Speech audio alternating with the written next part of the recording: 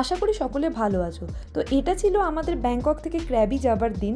সকালে উঠেই আমরা একটু লোকাল মার্কেটটা এক্সপ্লোর করতে গিয়েছিলাম, যেহেতু আমাদের বিকেলে ফ্লাইট ছিল, তো হাতে বেশ কিছুটা টাইম ছিল। মার্কেট থেকে আমরা ছোটোখাটো কিছু জিনিস যেমন ফ্রিজ ম্যাগনেটস কিনে নিয়েছিলাম। তারপর দুপুরের দিকে সোজা পৌঁছে যাই এয়ারপোর্ট। তো এয়ারপোর্ট পৌঁছেই আমরা ফার্স্টে লাগেজটা চেক ইনের জন্য দিয়ে দিই। আমাদের ক্র্যাবি যাবার ফ্লাইট ছিল ডন মিয়ং ইন্টারন্যাশনাল এয়ারপোর্ট থেকে। তো এখানে একটা জিনিস বলে রাখা ভালো, অন্য কান্ট্রিজের ফ্লাইটসে কিন্তু ইন্ডিয়ার মতন ডিফল্ট 15 কেজি বা 20 কেজি অ্যালোয়েন্স সবসময় থাকে না। তো যাদের হেভি চেকিং লাগেজ থাকবে তাদের টিকিট বুক করার সময় এটা অ্যাড করে নিতে হবে। সুবর্ণভূমি এয়ারপোর্টটা অত ভালো করে ঘুরে দেখার টাইম হয়নি, বাট এই ডন মিয়ং এয়ারপোর্টটা আমার দারুণ লেগেছিল। যেহেতু ব্যাংকক থেকে ক্র্যাবি ডোমেস্টিক ফ্লাইট, তাই ইমিগ্রেশনের ঝামেলা ছিল না। আমরা সিকিউরিটি করে সোজা গেটের কাছে পৌঁছে যাই, আর তারপর বোর্ডিংও স্টার্ট হয়ে যায়, আর আমরা ফ্লাইটে উঠেও পড়ি। আমাদের এয়ার এশিয়ার ফ্লাইট ছিল, বাট সার্ভিস ইন্ডিয়ার থেকে অনেক বেটার। সেগুলো সিট বা ফ্লাইটের ইন্টেরিয়র দেখলেই বোঝা যায়।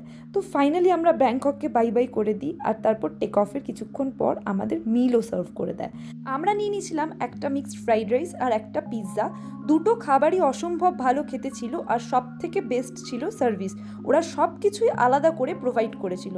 তারপর আমরা ক্র্যাবি ল্যান্ড করি, আর এই ভিডিওটা আমি এখানেই শেষ করলাম। তোমাদের ভালো লাগলে লাইক, শেয়ার অ্যান্ড সাবস্ক্রাইব করতে ভুলো না।